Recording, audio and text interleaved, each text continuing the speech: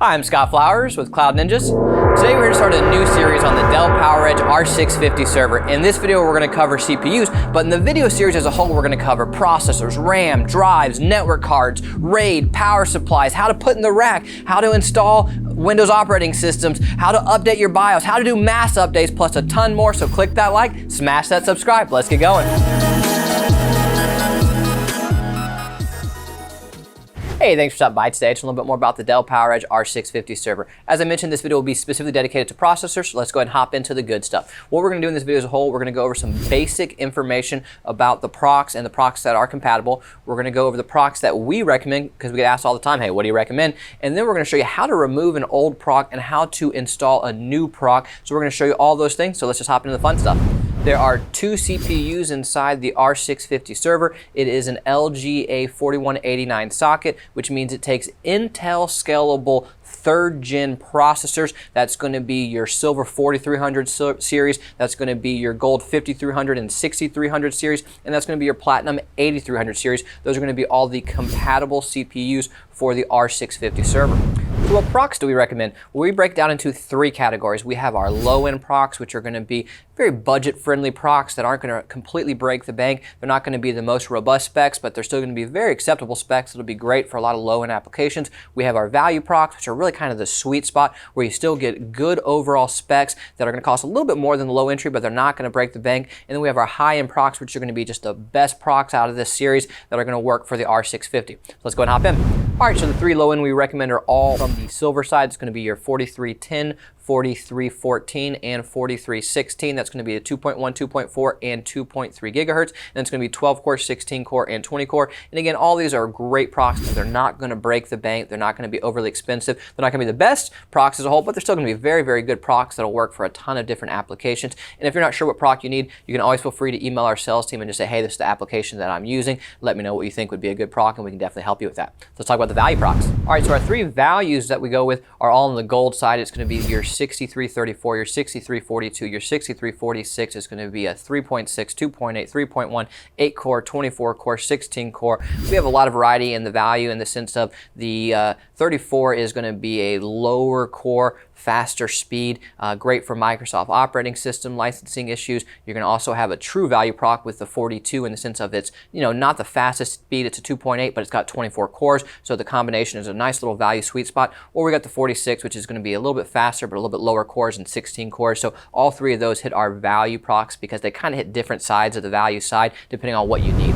All right, so for the high-end procs that we recommend, all of them are going to be platinum. It's going to be your 8358, your 8368, and your 8380. It's going to be 2.6, 2.4, 2.3. It's going to be 32 cores, 38 cores, and 40 cores. All these are great high-end procs. They're going to be high cores, not the fastest speeds in the sense of you're not getting over 3 gigahertz, but once you get into these cores as a whole, it's going to be kind of your mid-tier speed, but still the overall combination of the speed and the cores. These are going to be some very powerful high-end procs. They're going to be great for pretty much any application that you really want them for. All right, now that we know a little bit more about the types of procs, the procs that we recommend, let's show you how to physically remove an old proc and install a new one. Before we do though, I'm gonna grab my ESD gear, be right back. All right, have my ESD gear on. We're safe to handle the parts, work on the machine. I always like to lay out everything we're gonna need first. So you're going to need a T30 bit, not your regular Phillips head, but a T30 bit. We're going to need the CPU that we're going to be installing, the thermal paste to put on it. We are going to need a clean rag to clean off the old thermal paste on the heat sink, and if we want to clean the CPU itself. But these are all the things that we're going to need. So we're going to go ahead and toss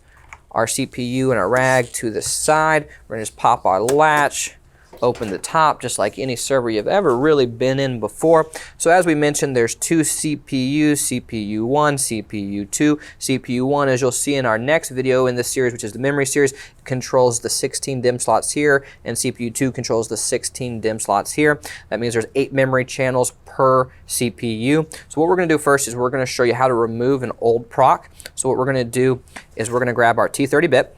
The first thing you need to do is unlock or unscrew all 4 of the screws. Okay, and I always like to do a zigzag pattern. I'll start here and then just work my way across. So we got 1 done.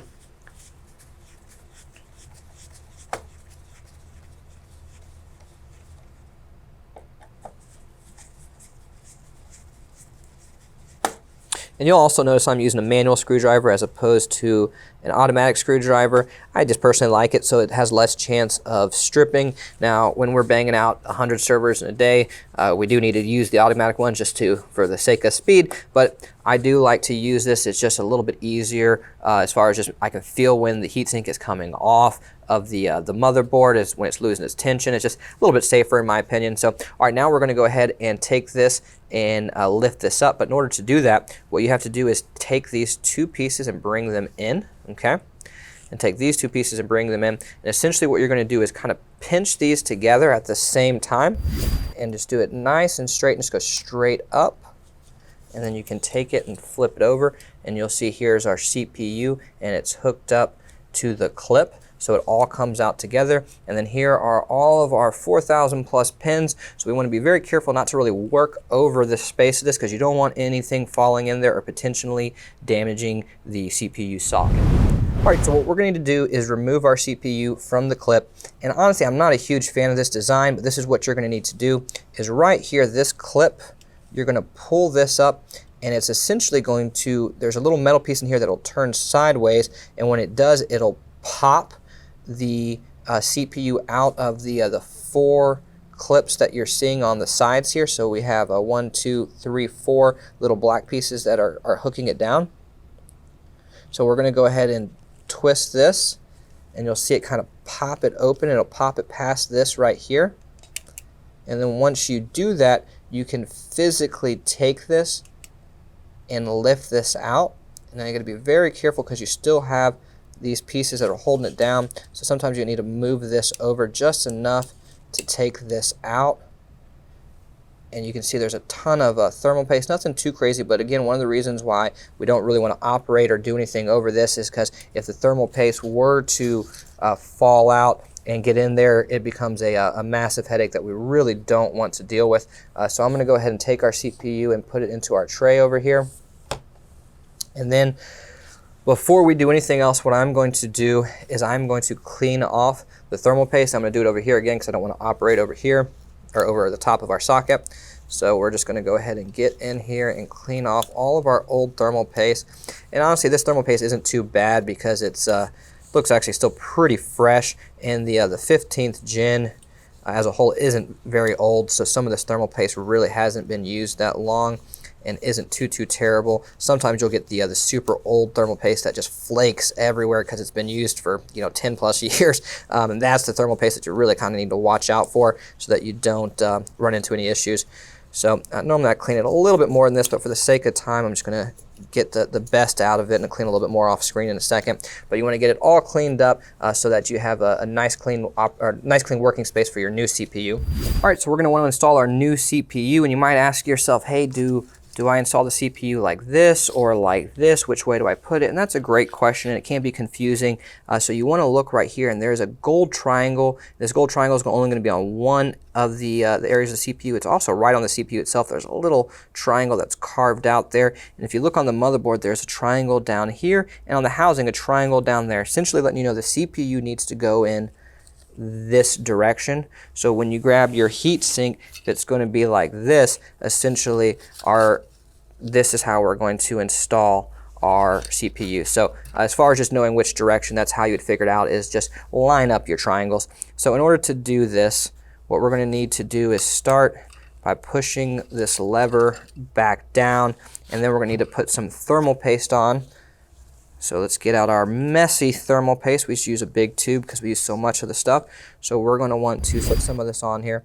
And I do put more on the scalable procs and the epic procs than I do on some of the older procs. I normally just put a little bit in the middle because you don't want too much, but they do run a little bit hot, so you do want a decent amount to keep them cool. On the flip side, you don't want so much that it comes squirting out all the edges over here and gets into the socket or into any of the DIMM slots. So you do need to be kind of careful and cautious on how much you use. Some people, I'm sure, will comment down below and say I put too much on. Some people comment down below and say I put not enough on. But it's a fair balance right here. And when we push this together, it'll squish all around and it'll be a nice even distribution across the entire heatsink to keep this CPU cool. So now what we're going to do is we're going to slide this in this direction, Okay, so we're just going to slide this in.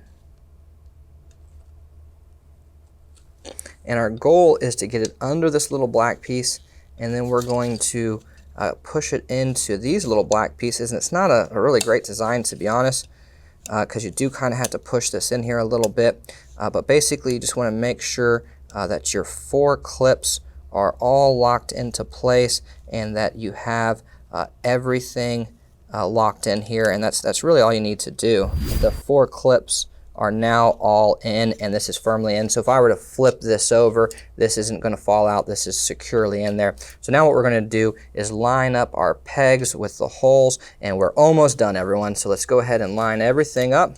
And also, I should note, when you line these up, you do need to make sure that these are still actually up so that it will slide down. So let's go ahead and get everything lined up.